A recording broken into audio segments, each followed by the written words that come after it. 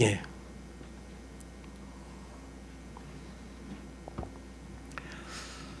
오늘 디도서 성경의 그 배열 순서를 보면 참 하나님께서 놀랍게 지혜로우신 분이시다 이걸 느낄 수가 있는데요. 아시다시피 사복음서는 예수 그리스도께서 사신 생활을 삶을 역사적으로 기술하고 그분의 가르침이 들어 있습니다.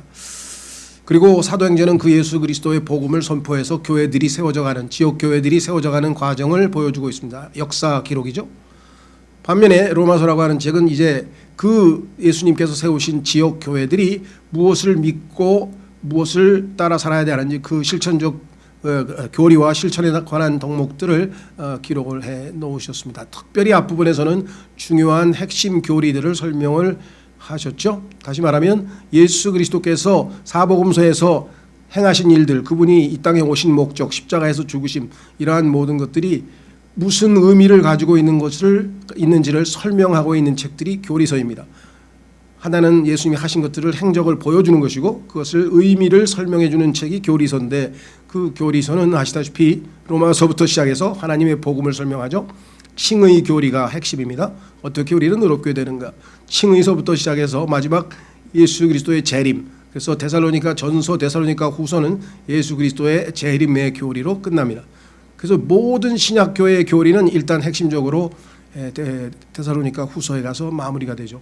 칭의서부터 그 다음에 성화를 거쳐서 쭉 마지막 예수 그리스도의 재림 교리까지.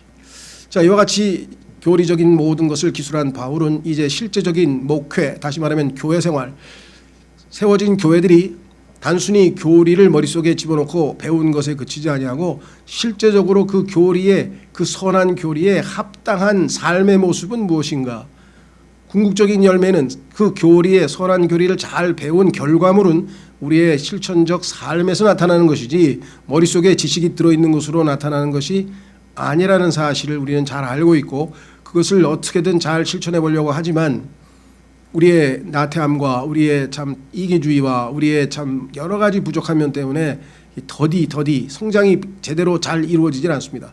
그래서 성경에 보면은 그 영적 성장의 더딤에 대해서 고린도전서, 히브리서 5장을 포함해서 왜 지금쯤이면 충분히 많이 성숙해야 되는데 아직도 그러냐. 오늘도 하나님께서는 이 네 부류, 연로하고 나이별로, 그렇죠, 남자, 연로한 남자, 젊은 남자, 연로한 여자, 젊은 여자들이 네 그룹을 일단 분류해서 그 도달해야 될 목표, 그것을 설정해 놓고, 지금 이 상황이 교회가 완벽하게 다 이루지 못했다 할지라도 각각이 최소한도 하나님께서 나에게 기대하시는 목표가 무엇인지 우리가 확실하게 인식을 하고 그 목표를 향해서 주님의 도우심을 받아서 한 걸음씩 한 걸음씩 나아가야 한다 그랬습니다. 그렇죠? 그래서 이와 같은 교리는 배웠는데 실천은 반대로 하는 사람들, 엉터리로 하는 사람들에 대해서 그 사람들하고는 떠나라, 이렇게 강력하게 로마서 16장에서 얘기했고, 그 다음에 디모데 전서 6장에서도 그와 같은 분리를 선포할 정도로, 그러니까 그리고 고린도전서 15장 33절에서는 악한 사귐은 선한 습성을 부패시키느니라. 잘못된 교제를 하면 아주 신앙생활에서 잘못된 나락으로 떨어질 수도 있다는 것을 경고하는 내용들이 아주 자주 나옵니다. 그래서 오늘은 아주 실천적인 내용, 우리가 모르고 있는 내용은 아니에요. 그래도 한번 하나님께서 구체적으로 내가 이 교회 네 그룹 중에서 나는 어디에 속할까? 지금 현재 기준은 없죠. 어떤 분은 50 이상입니까? 60 이상입니까? 그러는데 성경적으로 여기서는 지금 상대적입니다. 내가 50이면 40 된 형제보다는 내가 older, 그렇죠, elder, 나이가 더 든 사람이고, 60 되신 형제보다는 내가 더 젊은 사람이겠죠. 그렇죠? 그래서 그런 그 기준을 딱 어떻게 정하는 게 우리의 관심이 아니고, 한 걸음 한 걸음 내가 이 육체적인 나이를 먹어감에 따라 또 영적인 성숙을 이루어감에 따라 하나님께서 궁극적으로 원하시는 목표는 무엇인가, 그렇죠? 그래야 하나님께서 원하시는 교회의 모습이 갖추어지고 이 교회가 제대로 기능을 할 수가 있다는 것이겠죠. 자, 그래서 오늘은 제목이 지역 교회 각 지체들을 위한 지침이라는 제목으로 하나님 말씀을 전하려고 합니다. 자, 그래서 제가 앞부분에 이렇게 썼습니다. 바울 사도는 크레테 교회 사역자인 지역 교회죠. 사역자인 디도에게 건전한 교리에 합당한 것을 말하라고 권면합니다. 오늘 보니까 너는 건전한 교리에 합당한 것들을 말해. 그럼 건전한 교리에 합당한 것들이 지금 오늘 실천 덕목들입니다. 자, 그래서 말하라고 권면합니다. 몸의 머리 되신 주님께서 각 지체들을 위해 내려주신 지침이라고 할 수 있으며 우리 모두가 도달해야 할 목표라고 할 수 있습니다. 목표를 정확히 인식하고 또 지속적으로 의식하면서 나아가시기 바랍니다. 하나님께서 나에게 내가 영적으로 한 걸음 한 걸음 더 나아갈수록 또 나이가 들어갈수록 주님께서 기대하시는 모습은 이러한 모습이다 라는 것을 확실하게 인식하면서 염두에 두고 신앙생활하는 것과 그냥 세월이 가서 또 하루가 가고 그냥 또 다음 주가 오고 그 다음에 내년 하루가 뭐 이렇게 해서 그냥 흘러가는 방식의 신앙생활은 다르겠죠. 그래서 하나님 말씀을 인식하면 하나님이 나에게 기대하는 목표를 확인하고 잘 염두에 두고 우리가 신앙생활하자 이런 뜻이겠습니다. 자, 내용은 뭐 이미 익숙하게 대부분은 뭐 우리가 알고 있지만 그래도 다시 한번 확인해 보는 것 그게 오늘 목표입니다. 저희가 이제 다음 주에 마지막으로 교회와 관련된 설교를 하고 6월 6일 날 성경이 말씀하시는 좋은 교회라고 하는 제목의 성경 강연회를 끝으로 해서 이제 저희가 창립 25주년 기념 교회 관련 시리즈 설교는 이제 마무리를 짓도록 그렇게 하겠습니다. 그래서 저희가 금년에 특별한 행사는 못했지만 교회에 대해서 집중적으로 공부할 수 있는 좋은 기회를 가졌다 이렇게 생각합니다. 자, 첫 번째는 연로한 남자들 이렇게 성경에 말씀을 했네요. The aged man, 나이 든 사람들이라고 이렇게 얘기를 했는데 우리나라도 뭐 그렇죠. 뭐 그런 표현을 쓰잖아요.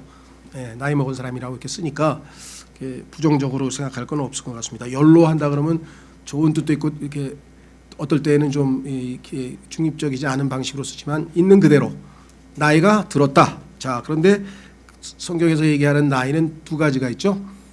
영적인 성숙일 때도 있고 또 실질적인 나이도 있고 그래서 두 가지 측면에 다 생각해 볼 수가 있습니다. 자, 첫째는 뭐냐? 연로한 남자들에게는 하나님께서 기대하시는 게 뭐냐? 맑은 정신을 가지라. 이 맑은 정신을 가진다고 하는 단어는 일부 다른 성서들에는 술을 마시지 말라, 술과 관련돼서 술 취하지 말라는 식으로 번역을 한 데도 꽤 있어요. 근데 왜냐하면 어원상 아마 이게 이제 술을 먹으면 사람이 우리말 맞따라 정신이 흐리멍텅해지죠. 이게 판단력이 잘 안 쓰잖아요. 그러다 보니까 맑은 정신을 가지라고 하는 의미를 그와 관련돼서 어원이 있는 그 단어를 쓴 것 같아요. 그래서 꼭 그렇게 좁혀서 생각하실 건 없고 건전하고 정상적이고 올바른 생각을 해야 된다는 것이겠죠. 그래서 우리도 뭐 맑은 정신 상태 뭐 이런 얘기를 자주 하게 되는 것을 보게 됩니다. 그렇죠? 자, 그래서 자기의 생각이 꼭 생각해야 될 것을 바르게 생각하는 힘, 능력 이것을 가져야 된다 이렇게 얘기했습니다. 자, 그래서 한 구절만 찾아보겠습니다. 너무 복잡하게 생각할 것 없고 하나님께서 우리의 머릿속에 어떤 생각을 갖는 것을 바라시는가. 빌립보서 4장으로 가시면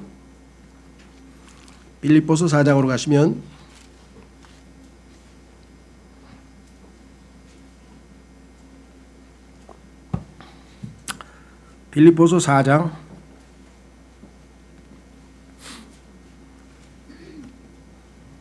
8절 빌립보서 4장 8절 끝으로 형제들아 무엇이든지 진실한 것과 무엇이든지 정직한 것과 무엇이든지 의로운 것과 무엇이든지 순수한 것과 무엇이든지 사랑스러운 것과 무엇이든지 좋은 평판이 있는 것과 덕이 되는 것과 칭찬이 되는 것이 있거든 이런 것들을 곰곰이 생각하라.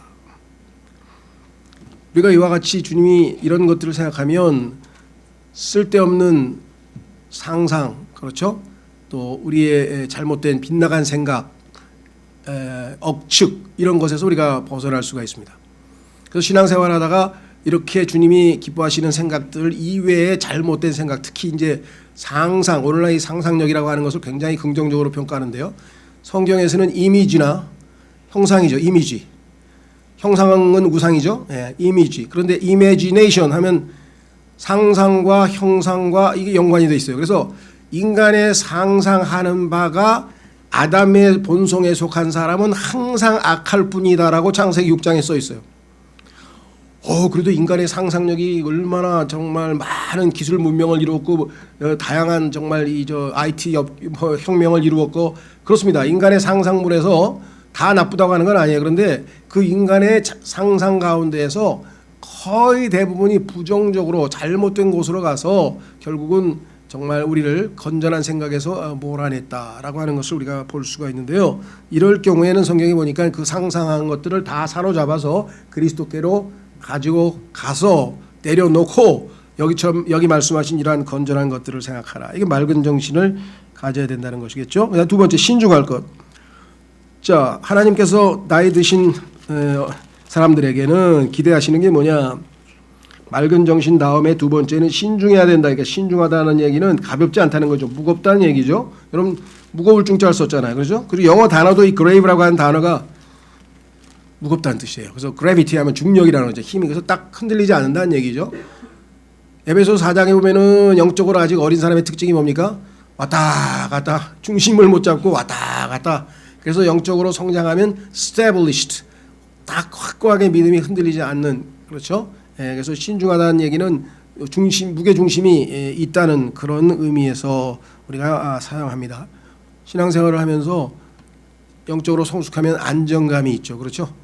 조금 어렵거나 힘든 일이 벌어지거나 의외의 상황이 발생하거나 예를 들면 팬데믹이 터지거나 이럴 때도 신앙의 중심이 있는 사람들은 막 패닉 현상을 일으키고 그와 같은 상황이 아니라 조금 당황하지만 즉시로 안정을 되찾고 다시 주님과의 교제 가운데서 문제 해결을 할 수가 있는 것이겠죠. 그렇죠?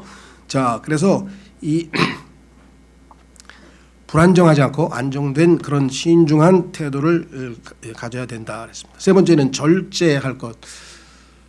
젊은이들의 특징은 열이죠. 열정이죠. 열정. 절제가 안 돼요. 그렇죠? 멈춰야 될 때 멈춰야 되는데 멈출 수가 없어요. 왜냐하면 열정이 폭발했기 때문에. 그런데 나이가 드신 분들은 멈춰야 될 때 멈춰야 되겠죠. 그렇죠? 절제라고 하는 것은 균형을 잡고 자기를 통제한다는 얘기인데 감정이나 욕심에 있어서 특히 감정이나 욕심에 있어서 자기를 통제할 줄 아는 그렇죠. 그래서 안정시킬 수 있는 이런 능력을 우리가 배양을 해야 된다. 절제할 것. 그래서 사도 바울도 자기가 이 절제하지 아니하면 하나님 앞에 가서 상급을 못 받는다라고 하면서 고린도전서 9장에서 말씀을 했죠. 자, 그 다음에 네 번째, 믿음, 사랑, 인내 이 세 분야에서 건전할 것 이렇게 되어 있네요. 그렇죠? 자, 믿음 모르는 사람 없죠. 단순히 예수님을 믿고 구원받을 때의 그 믿음, 우리가 굳이 얘기하자면 saving faith, 구원을 가져다주는 믿음. 그러나 그것은 출발일 뿐이죠. 그래서 로마서 1장에서는 분명하게 믿음으로부터 믿음에 이른다.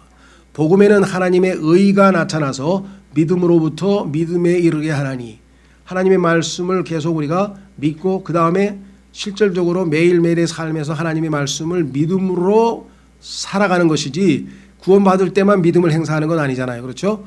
그래서 하나님의 말씀에 대한 이 성경 진리 전체에 대한 확실한 신뢰와 믿음을 건전하게 유지해야 된다. 한쪽 부분만 막 강조하고 기울여서 편향되게 하거나 그렇죠? 자기 특정 속된 말로 이제 전공 분야를 하나 만들어 가지고 나는 그 분야에만 아주 막 최고다. 그런 분들이 계세요. 물론 신학자로서 자기의 전공 분야에 충실해서 그 분야를 다른 어떤 분야보다 더 깊이 있게 공부했다. 그건 잘못된 건 없는데 그거 하나만 강조하면 성경 나머지 부분과의 전체적인 조화가 흐트러져 버리죠. 그렇죠? 자, 그래서 오히려 이 세상에서 그 전문가, 교수 이런 어떤 특정 분야에 아주 심도 있게 지식을 갖고 있는 사람들이 그 분야에 대해서만 자기의 어떤 그 권위를 행사하면 좋은데 자기의 그 권위를 모든 분야에서 자기가 다 아는 것처럼 이렇게 되면 이제 복잡한 문제가 발생하는 거죠. 그렇죠? 더우신가요? 안 더우세요? 여긴 좀 더운 것 같아요. 자, 그래서 그 건전함, 그다음에 사랑도 여기서 나와 있는 것은 굵은 글씨로 써 있죠. charity. 정말 킹제임스 성경에서의 다른 성경과의 구별되는 단어입니다. 그래서 이제 우리말로는 사랑이라고 하는 단어가 하나밖에 없잖아요. 영어는 love하고 charity라고 하는 단어로 구별을 해서 썼는데 할 수 없이 이 우리말로는 구분을 하려면은 철자의 굵기로, 그래서 사랑을 굵은 글씨로, 짙은 글씨로 쓰여 있는 사랑은 여러분 아시다시피 이것은 영어의 charity란 단어를 그렇게 굵은 글씨로 썼습니다. 그러면 의미는 뭐냐? 사랑이라고 하는 단어는 성경에서 어마어마하게 광범위하게 쓰여요. 그래서 소위 말하는 잘못된 사랑, 빗나간 사랑도 다 성경에서는 사랑이라 그래요. 넓은 의미로. 그래서 너무 포괄적으로 쓰이기 때문에 필요한 경우에는 하나님께서 좁혀서 좁은 의미로 씁니다. 그러니까 그리스도인들 형제들 간의 사랑일 때에는 charity라는 단어를 썼어요. 네, 근데 이 charity라고 하는 단어는 현대 일반 사회에서 영어에서는 구제라고 하는 뜻으로 씁니다. 구제 헌금. 예를 들면 우리가 어려운 사람들에게 예를 들면 물질적인 도움을 주는 것, 구제 주는 것, 그걸 구제라 그러죠. 예, 기부금이라는 뜻도 되고, 그러니까 그런 의미에서 좋은 뜻 같아요. 왜냐하면 성경에서 말하는 크리스찬 브라더리 러브, 그리스도인의 형제 사랑은 실질적으로 주는 것을 언급하고 있는 것이지 말로만 하는 사랑은 체리티가 아니다라고 지금 요한일서에도 언급이 되어 있는 것을 우리가 보게 됩니다. 자, 그다음에 인내. 정말 인내심은 젊은 사람들에게서 찾기는 쉽지가 않죠. 자, 그래서 이 네 가지 뭐 어렵지 않습니다. 그래서 믿음은 하나님을 향해서 우리가 가지고 있는 성품이고, 사랑은 이웃 형제자매들에게 갖는 성품이고, 인내는 자기 자신과 관련지어서 하나님께서 주시는 덕목이다. 자, 그래서 우리는 이 첫째, 이 지금 네 가지 사항에서 우리가 기억해야 될 것은, 첫째는 이것은 우리의 목표다. 지금 내가 내 모습을 보니까 전혀 여기에 해당이 안 되고 거리가 멀다. 실망하실 필요 없어요. 다 똑같아요. 목표를 정하고 그 방향으로 나아가라고 하나님이 정해주신 것이다. 두 번째는 나이 드신 분들에게는 행위보다는 성품에 주목하시는 것 같아요. 행동보다는 성품에 주목하고 계신다라는 게 여기 나와 있고요. 세 번째는 이와 같은 것은 아까도 말씀했지만 목표이기 때문에 성장이 조건이 되는 거예요. 성장을 해야 목표를 이루지 가만히 있다고 해서 이게 목표가 이루어지는 것은 아니다. 그래서 베드로 후서에서 은혜 가운데에서 예수 그리스도를 아는 지식에서 자라가라고 말씀을 했죠. 네 번째 우리가 적용할 수 있는 것은 무엇인가? 그것은 아직 젊은 형제 자매들에게서는 이와 같은 성품을 우리가 기대해서는 안 되고 인내하면서 기다려줘야 됩니다. 그렇죠? 젊은 사람들 막 힘이 넘치고 열정이 넘치는데 그 절제가 쉽게 되겠어요? 그렇죠? 예, 그래서 보통 예전에 보면은 수련회 같은 데 가면은 다음 날 아침에 프로그램이 있으니까 자 12시 됐으니까 주무세요. 자세요 해도 청년들 보면 어디로 새 가지고 저기 숲속에 가지고 그냥 밤새 바베큐 파티하고 막 3시 4시까지 노는 경우가 교제하는 경우가 허다해요. 예, 말한다고 잘 안 되니 절제가 안 됩니다. 그렇죠? 그런 거에 대해서 우리가 지나치게 막 비판하거나 이럴 수는 없다는 거죠. 어느 정도 우리가 인정을 하면서 청년 이 젊은 형제들에게는 기대하면서 좀 이렇게 리듬을 템포를 우리가 좀 늦추자 이런 뜻이고요. 자, 두 번째는 연로한 여자들인데요. 본문에 보니까 3절에 연로한 여자들도 그와 같이 하여, 그러니까 연로한 남자들이 가지고 있는 이 네 가지의 기본 원칙을 다 갖춘 채 성품보다는 자매들에게는 플러스 알파, 다시 말해서 이 연로한 형제들이 가야 할 목표에다가 실천적 더 구체적인 행동의 목표가 더 나와 있네요. 남자와 여자의 차이에서 나온 것 같아요. 남자들은 그냥 조금 추상적이고 여자분들이 가장 실제적이죠. 그렇죠? 우리가 예를 들면 말로 사랑해, 근데 뭐 말로만 뭘 줘야 될 거 아니야. 반지를 주든지 지갑을 사주든지 뭘 줘야지 진짜 사랑해가 입증이 되는 거잖아요. 그렇죠? 그래서 실질적인 것, 그런 행실에 대해서 자매님들에게는 더 구체적으로 하나님께서 뭐라고 했대요? 아주 이 사항을 구체적으로 실천 사항을 좀 더 하셨다. 이것은 자매님들을 잘 아시는 그 특성을 아시기 때문에 특별히 보호하시기 위해서 아마 하신 것 같아요. 자, 2장 1절에 첫 번째 보니까 거룩함에 합당하게 처신하라 그랬어요. 3절 거룩함에 합당하게 처신하도록 하며 행실에 있어서 세상과는 뭔가 구분되는 거룩함의 단어는요 따로 떼어놓은 딱 보면은 세상 사람들의 행실과는 뭔가 좀 다르다라고 하는 것을 구별된 그러한 모습들을 우리가 보여줘야 되겠죠. 저 아주머니는 저렇게 큰 가방을 들고 다니고 거기 보니까 항상 성경 찬송이 들어있는데 어째 뭔가 좀 다른 것 같은데 그렇죠? 옆에서 그냥 동네 아주머니들이 모여서 막 이렇게 막 화투 치고 막 하는데 그런데 잘 안 가고 예를 들면 뭔가 고상한 것 같기도 하고 뭔가 좀 다른 것 같은데 예를 들면 뭐 다른 여러 가지가 있겠습니다만은 하여간 거룩함에 합당하게 처신할 것을 분명하게 말씀을 했고요. 두 번째는 거짓으로 비난하지 말 것. 나이가 들면 마귀의 유혹이 생깁니다. 그것은 뭐냐? 예를 들면 자녀들이 다 출가했어요. 그리고 뭐 예를 들면 남편도 일찍 또 하나님 주님 품으로 갔다. 혼자다. 그러면 이게 혼자 있기 쉽지 않죠. 아주 정말 우리 자기가 자기를 잘 통제하지 않은 사람들은 그러면 자꾸 이제 사람들을 만나서 이 얘기 저 얘기 하다 보면은 신세 한탄도 나오고 뭐 이러다 보면은 정말 이 뭐랄까요 근거 없는 이런 그런 얘기도 가십거리 같은 얘기도 이렇게 자꾸만 하게 되는 경향이 있게 됩니다. 그리고 누구 얘기하고 누구는 어쩌다 이런 얘기를 하다 보면은 사실에 근거하지 않은 이야기들이 얼마든지 나올 수가 있습니다. 그래서 교제는 참으로 유익한데 정말 성령님께서 통제하시는 그러한 진정한 의미, 성경적 의미에서의 아버지와 아들과 하는 교제 가운데 형제자매들의 교제가 이루어져야지 그렇지 않으면 잘못하면 여기서 부작용이 많이 생긴다는 거 뭐 우리가 너무나 잘 알죠. 예. 자, 그래서 특별히 이 거짓으로 비난하는 사실을 확실하게 알고 누가 무슨 얘기하면 그거 정말 확실한 거야? 우리 정확하게 한번 알아보고 하자고. 아닐 수도 있잖아. 이렇게 해서 좀 지혜롭게 바로 듣고 그냥 그래? 아니 그게 말이 돼? 하면서 막 흥분해가지고 바로 반응해가지고 그냥 전화해서 자매 그랬다면서? 막 이러고 그냥 나오면 그거 전혀 그렇지 않은 사람은 그 무슨 소리예요 자매님 뭐 이렇게 나올 수도 있잖아요. 사실이 아닐 수도 있단 말이에요. 이제 이런 일들이 조금 나이 드신 자매님들이 어느 정도 컨트롤이 돼야 교회적으로 안정이 될 수 있다. 세 번째는 많은 술에 내주지 말 것. 아니 뭐 이 당시에는 이렇게 술을 많이 마셨나 봐요. 술 얘기가 많이. 물론 이 당시에 이제 뭐 포도주라고 하는 것이 아예 일상생활에 음주 그러니까 이제 이 유럽 지역의 특성상 이 맹물을 마시는 건 쉽지 않고 그 석회질도 많고 뭐 그래서 프랑스나 뭐 스페인이나 이런 사람들 가면 물을 안 마시고 자 포도주를 다 그냥 음료처럼 마시잖아요.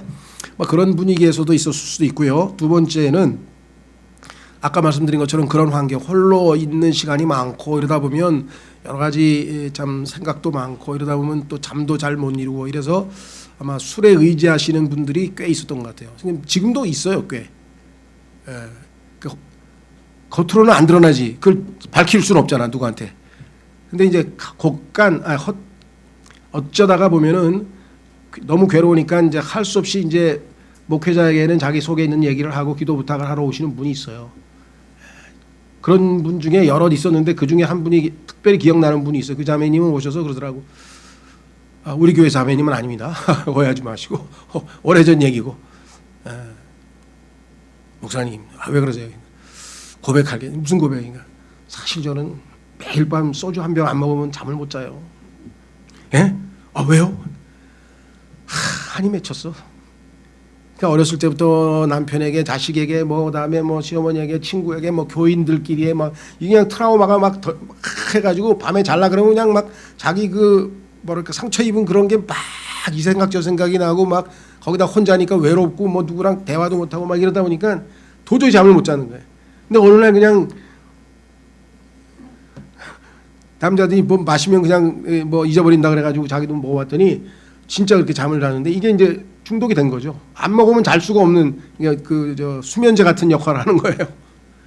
그래서 참 제가 나중에 정신과에 가서 좀 수면제를 좀 바꾸시고 이게 술 이거 아닌 것 답은 아닌 것 같은데 제가 뭐 당장 어떻게 하라고 할 수는 없고 그냥 기도는 하겠습니다. 그러고 말았는데 그 이후에 결과는 모르겠어요. 그런지 안 그런지 모르겠고 남자분들도 있어요. 아유 너무 골치 아픈 세상에서요. 밤에 잠을 자려 그러면 그냥 그 하루 종일 그냥 막 자기 그 열받게 하는 일들이 그냥 쫙 떠오르면서 그냥 도저히 잠을 못 잔다는 거야. 아이고 현 세상을 사는 사람들이 얼마나 많은 문제로 시달리는가를 좀 생각해 보면 안타깝죠. 예. 그래서 어떤 사람은 성경에서도 술 주라 그랬어요. 그런 사람이 있어요. 또 실제는 써 있기 잘못 적용해서 그렇지. 확인해 보겠습니다. 이 구절을 근거로 자기네 술을 먹는다는 거야. 잠언 31장으로 가보세요. 성경에도 하나님이 마시라 그랬는데 왜 안 줍니까? 막 이런 사람도 있어.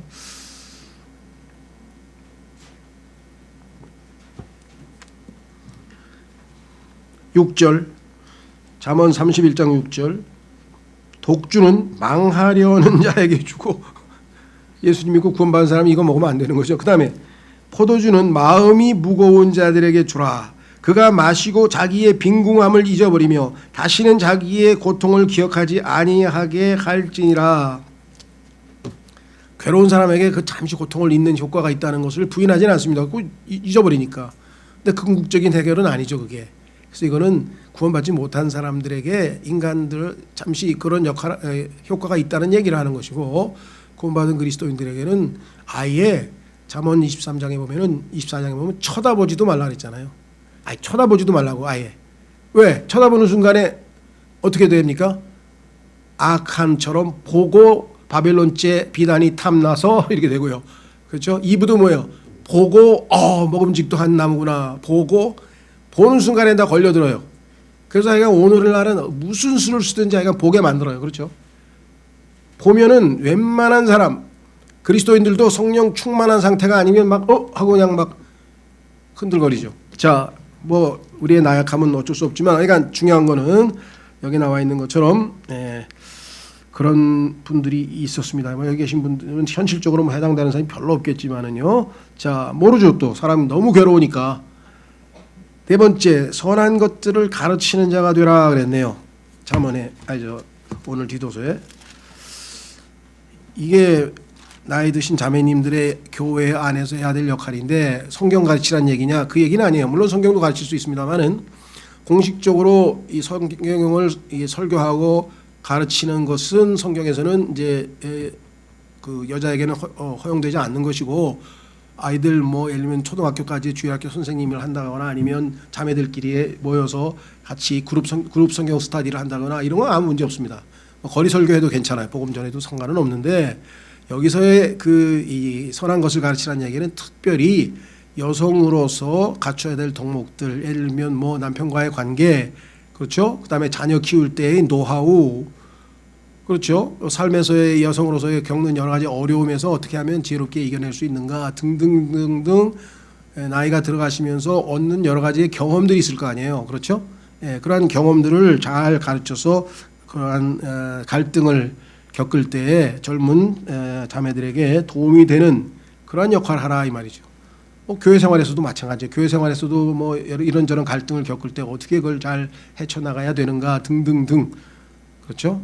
특히 이제 그런 경험들을 아무래도 나이 드신 자매님들이 더 많이 했기 때문에 그렇다는 것입니다.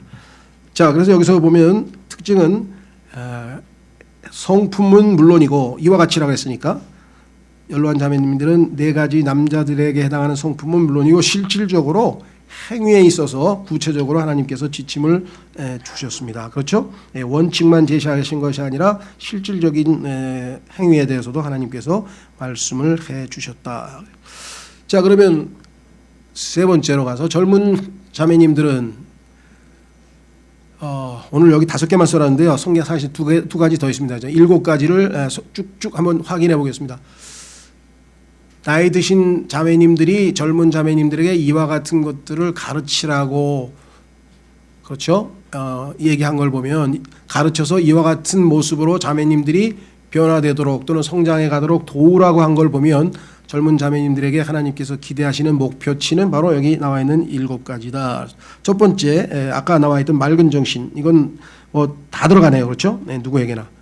그만큼 이 세상에서 지금 하나님 보시기에 건전하고 올바른 정신으로 생활하는 인간들이 별로 없어요. 교회 생활에 임하는 성도들조차도 정신이 하나님 보시기에 막지가 않아, 정확하게 올바르지가 않은 경우가 많다는 겁니다.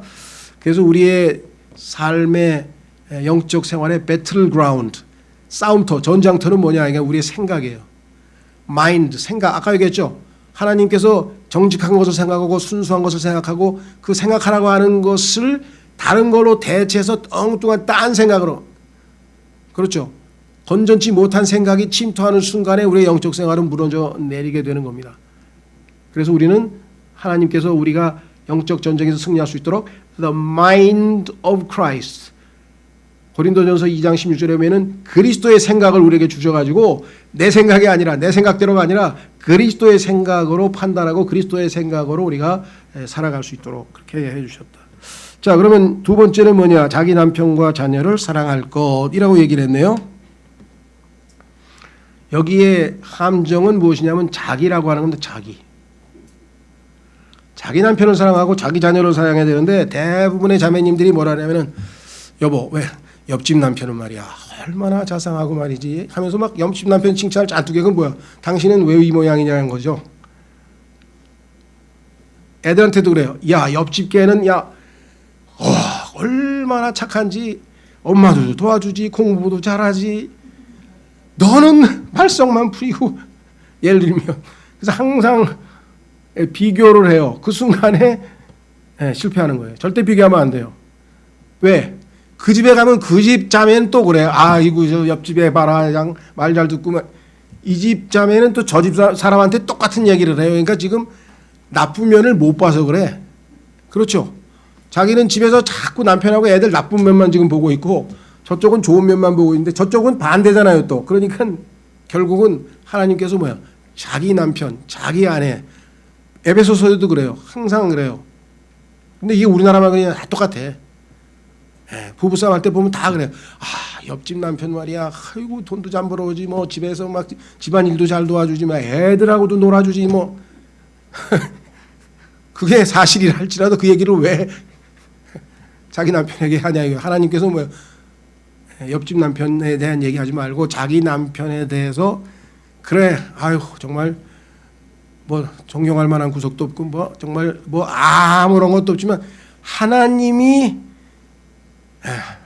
순종하니까 내가 순종한다. 나는 하나님 사랑하니까. 하나님의 말씀이니까 내가 당신을 사랑하지. 아유 그냥 당신 그냥 같았으면 사랑은 무슨 사랑, 이렇게 되는 거죠. 근데 하나님의 말씀이 있는 거예요 항상. 자, 그래서 중요한 거는 하나님이 말씀하셨기 때문에 우리는 자기 남편과 자기 자녀들.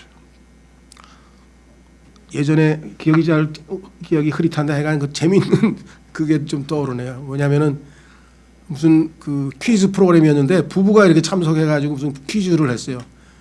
그래서 이제 막 맞히는 거야. 그러니까 이제 남편에게 이제 이렇게 문제를 내라 그랬어. 그래서 뭐라고 하면서 이제 답을 말할 때 자기 부인한테 설명을 하면서 우리 사이가 뭐지 막 이랬어.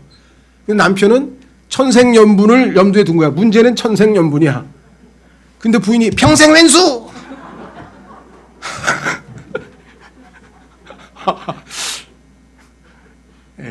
속에 있는 본심이 다 나오는 거죠. 그래도 남편은 자기는 천생연분이라고 생각했던 모양이. 그래서 그 다음에 세 번째는 신중할 것. 이때 신중은요, 이게 우리말은 똑같은데 아까는 grave라고 무게, 중심이 잡혔다는 얘기고, 이번에 신중이라고 하는 것은 뭐랄까요, 오버하지 않는다는 거예요. 어떤 선을 넘어가면 안 되는데 이 선을 넘어가지 말고, 그런 의미에서의 신중이고요.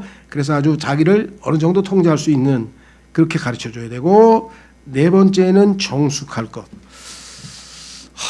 현대 여성에게 이 정숙이란 말이 뭐 말이 통할까 안 통할까 지금 그렇습니다.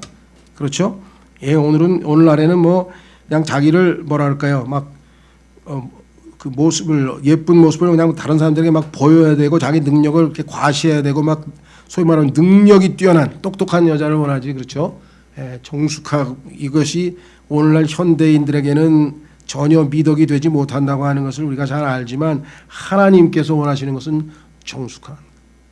이스라엘이 항상 하나님 앞에 정숙하지 못하고 하나님 이외의 다른 신들에게 마음을 빼앗기고, 그렇죠, 정숙하지 못한 것 때문에 하나님께서 얼마나 그들을 질책하셨는가를 보면요, 구약에 오늘날 시대에 정말 얼마나 하나님의 말씀으로부터 많이 떨어져 가냐. 시대 정신이라는데요. 성경적인 용어로 표시하자면 the spirit of the world. 이 세상의 영은 하나님의 영과는 아주 거리가 멀다라고 하는 것을 우리가 확인해 볼 수 있습니다. 자, 그다음에 5절로 가보시면 제가 하나 빼뜨렸는데요. 그거 뭐냐면 가정을 보살피고라고 하는 표현이 들어 있습니다. 가정을 보살피고.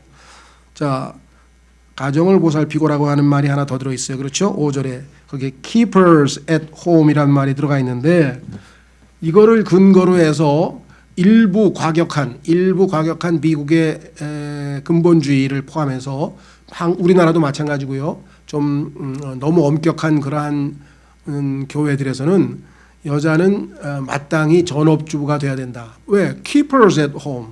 집에서 지키는 자가 되라 그러지 않느냐. 이렇게 지금 주장하시는 분이 있어요.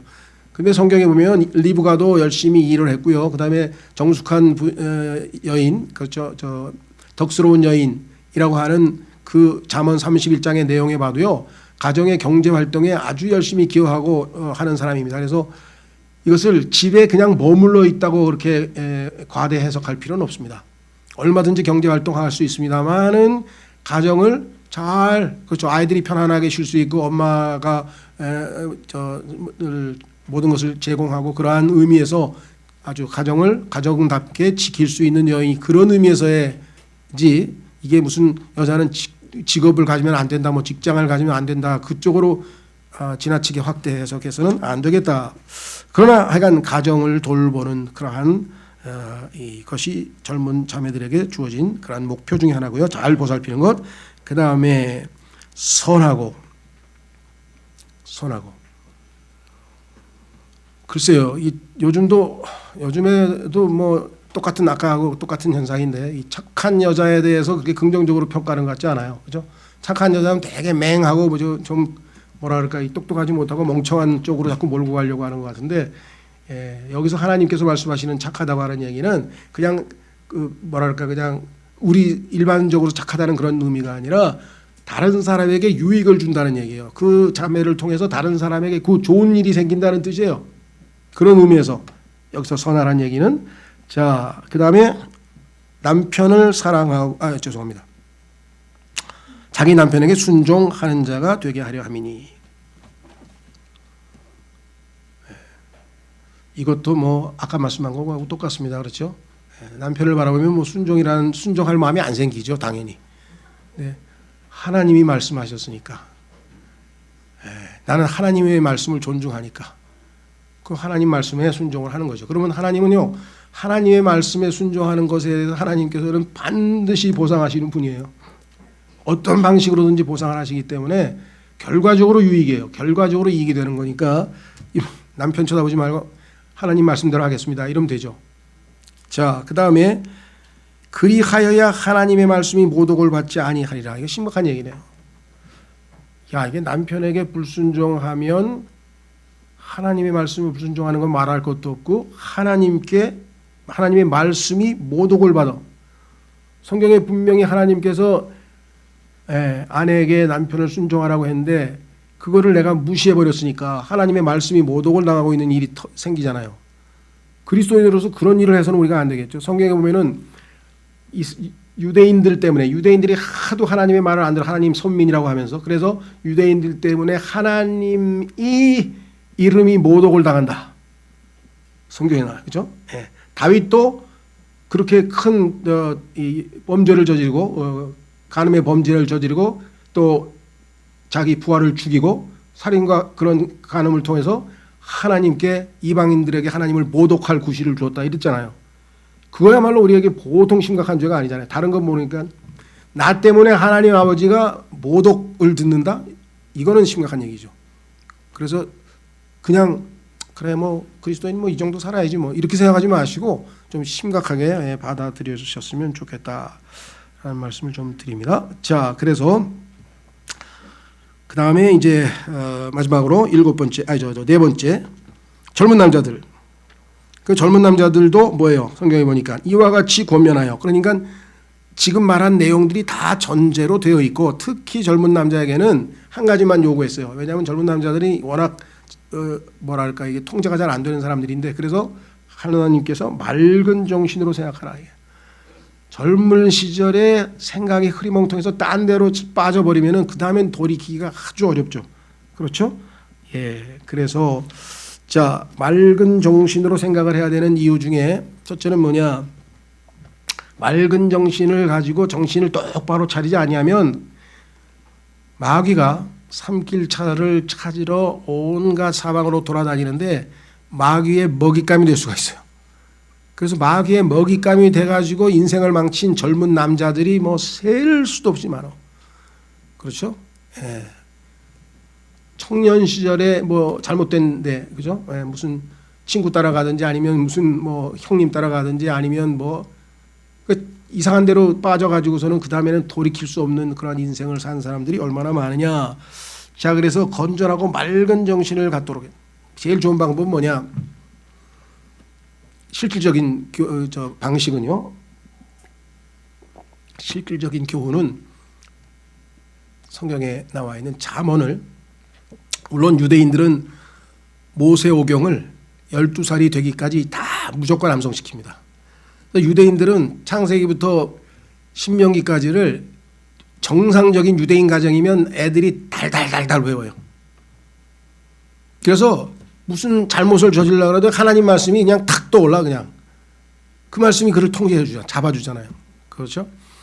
그래서 이 서양에서 특히 미국의 근본주의 교회에서는 그런 뭐 유행이라고 하면 좀 그렇지만 그러니까 그런 것들을 많이 권면합니다. 그건 뭐냐? 젊은이들을 하나님 앞에 순결하고 지혜로운 사람으로 양육시키기 위해서 하나님께서 잠언을 주셨다고, 앞에 잠언을 주신 목적이 써 있어요. 그렇기 때문에 청년 시절에, 젊은 시절에 잠언 말씀을 마음에 깊이 새기고 있으면은 이 말씀이 나중에 결국은 그 사람을 바른 길로 인도한다는 거죠.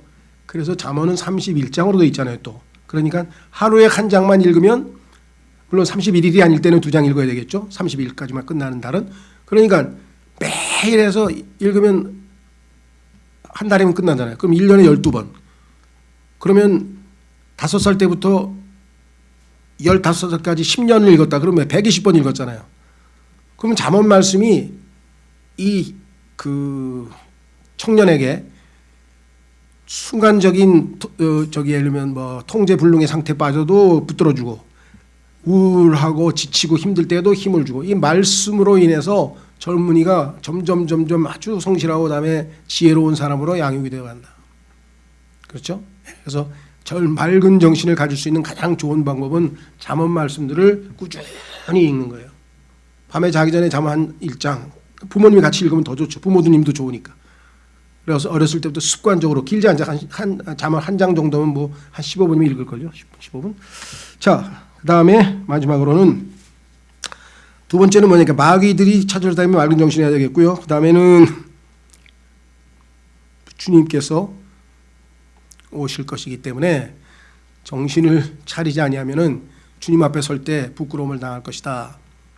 그런 의미에서 젊은이들에게 너희가 지금 당장 눈에 보이는 게 아니라 그 이후에 오게 될 심판이 있다는 사실을 우리가 잘 알려줘야 되겠습니다. 그렇죠? 그래서 오늘은 아주 실질적으로 주님께서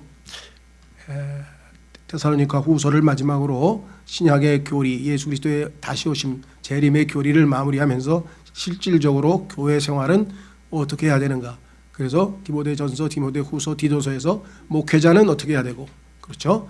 예, 감독들은 어떻게 해야 되고, 집사들은 어떻게 해야 되고, 나이 든 분들은 어떻게 해야 되고 등등 하나하나 이렇게 지금 말씀을 하고 있죠.